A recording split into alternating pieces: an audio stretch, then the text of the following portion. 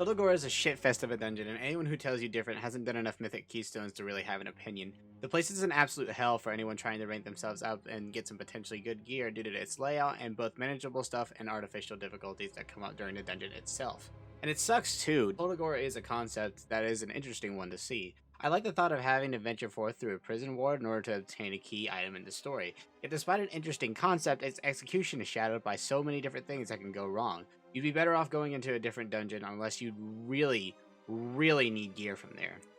There's a primary reason I wanted to make this video, and it was to address the biggest problems with Tol Dagor and how they should have handled it.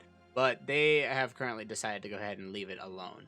Here's the thing though, as I already mentioned, there are two different types of difficulty, both which are present in Tol Dagor and its layout. There's the manageable difficulty, where it's mostly in control of the players to put things in order and make the runs go smoothly during the player's design. This is a thing in every single dungeon. You should have that put together, mastered, and you should be able to make it through just fine. But then there's the artificial difficulty, and basically this stuff is the arbitrary things that are set there to make things at the task at hand harder for no reason. And it can't really be mastered due to its unpredictability. Both are in Tol Dagor, and I want to explain why this garbage fest is bad and how it can be brought to a more manageable state, versus an artificial one. Of course, with Shadowlands on the prowl, it's likely this dungeon won't see changes, so let's just go ahead and talk about what could have been. To start off, I want to talk about why Tol Dagor is hated by most of the Mythic Keystone community. You see, the affixes in dungeons are set there to add a level of tedium to the process. In most dungeons, the affixes can be handled in a manageable way by a competent group. But Tol Dagor doesn't follow that mold. For instance, if you have a week where the affix is sanguine, it's nearly impossible to move the pools of dead enemies in good spots where DPS and healers won't have to stand in them. Because of such tight, compact places, you're just better off going ahead and trying to hope that your team can just jump across everything rather than, have a good spot where they can move around it. On top of this, Tol Dagor has the running away in fear mechanic, at least on the lower levels. This means that if a mob gets to a certain percentage of HP, they'll decide to stop fighting and run. The problem with this is the layout combined with the affixes makes for a lot of different potential issues down the road.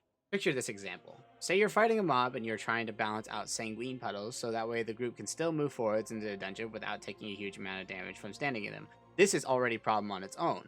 That mob then decides he's going to go ahead and run away. He runs into a sanguine puddle and stands there. No aggro can be had until he decides he's ready to come back into the fight. And just like that, you're going to go ahead and fight a fully healed mob that should have died shortly afterwards because of the running fear mechanic. Not to mention, any mob that runs in fear is trying to signal for help. So they run into a larger pack that wastes time on the key. It's pretty much going to be a huge time waster. Now, don't get me wrong, other dungeons have this tight clustered corner and compact areas. Freehold is one of the biggest examples of this. The layout there has a lot of mobs set in small places, but most of them can be handled by teams due to there being no real fear mechanics in them. As far as I know, Tol Dagor is really the only prime example of a fear mechanic being put into place. This to me kind of counts as somewhat of an artificial difficulty to the game, as if someone runs a fear into sanguine puddles for instance, you have no real control over that.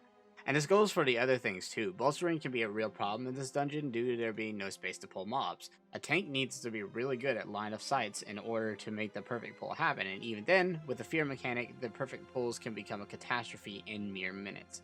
Now of course, up until this point, most of what I've said is kind of manageable. It's not perfect by any stretch, and the layout definitely doesn't help the situation, but most of it can be forgiven to some extent if your team has good crowd control and can stun fearing mobs. But another problem with the release of 8.3 has come to the surface, and that is glitches. Tol Dagor is one of the worst glitch dungeons I've ever seen. It can range from minor annoyance to destroying a keystone if things go wrong. I'm always afraid to run Tol Dagor because I never know what may happen. I could have my route down perfect, minus the fear mechanics, but still have it ruined by a singular glitch that Blizzard didn't have the foresight to fix. I actually can give you an example of this, in fact. On the floor where Jess Howl is, we were killing the despondent scallywags to have the sanguine puddles clear out from the actual boss fight. Well, something went wrong because for some reason, Jess Howl was pulled on the other side of the bars. He ran all the way over to us, pulling the arsonist and other prisoners, and while we were able to reset him, the sanguine combined with the rest of the dungeon charging after us made it impossible to kill everything in there. We wiped out and went back up. Then once again, he pulled again for some reason. This time, however, he decided to go ahead and run into a wall and reset himself, so thankfully it didn't happen a second time, but my point is due to its layout, Tol Dagor is a possible pandemic waiting to happen. If I go left with a mob, will I end up pulling another below the map? If I go right, will there be somehow a line of sight issue? If Twilight Devastation procs, what wall will it go through to grab another mob? No joke, we were about to complete a keystone one time, but our healer said he was in combat despite not being any mobs around. He got targeted by a mob on the second floor. It was running up to get him, and we basically had to hope that the mob wouldn't pull whatever was left of the dungeon on us. Thankfully, it reset and we were able to resume, but those moments shouldn't be something that we'd have to deal with. And it's especially atrocious with corruption gear, as corruption products just have a chance to just fall through or above floors and cause glitches to occur. It quickly is becoming infamous, and most people, as I stated, would rather do another key than do Tol Dagor. Only a few brave souls would even bother to try such a fucked up dungeon. This is an artificial difficulty at its finest, and it's something Blizzard didn't even intend to do. The dungeon is broken, fear mechanics that can wipe the group, fixes that are hardly manageable, mobs that can come out of nowhere, bosses that pull on a dime, corruption that doesn't work with the layout itself is fundamentally flawed. It's just a bad dungeon overall. But hey, at least people are able to do their prison roleplays now in Group Finder. We'll talk about y'all in the next video. Tol Dagor is a social experiment on how much players will take before they throw their keyboards at the screen in fury. It's flawed to no end, and the groups that can do it should have to be mindful that the entire run can be put on screeching halts due to a glitch that shouldn't exist. I can only hope that Blizzard will take a lesson from this dungeon and learn not to put so many compact mobs in one spot. If they don't, and we see another dungeon like Tol Dagor in Shadowlands, you better believe I'll be back here making another video about it. But that's all I really got. If you liked the video, feel free to give it a like, subscribe if you want more content, and follow my Twitch where I stream every Monday, Wednesday, and Friday at twitch.tv/CamXGame. I'll see you soon. Take care.